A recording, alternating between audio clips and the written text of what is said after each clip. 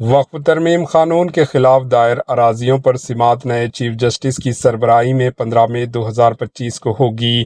Supreme court نے وقف ترمیم قانون 2025 کی سماعت 15 مئی 2025 تک ملتوی کر دی ہے اور آئندہ سماعت نئے چیف جسٹس وی آر گوئی کی سربراہی والی بینچ کے سامنے ہوگی۔ اس معاملے کے بارے میں عدالت کی طرف سے فیصلہ آنے کی امید تھی، کیونکہ اس قانون کے کچھ شاخوں پر عدالت عظمی نے حکومت ہند سے وضاحت طلب کی تھی، جن میں سے وقف بورڈ میں غیر مسلم ارکان کی ایڈنگ کے بارے میں چیف جسٹس سنجیو کھنہ نے وضاحت طلب کی تھی۔ اس کے علاوہ وقف بائی یوز کے بارے میں کچھ اندیشہ ظاہر کیا تھا۔ Bureau report, H N news.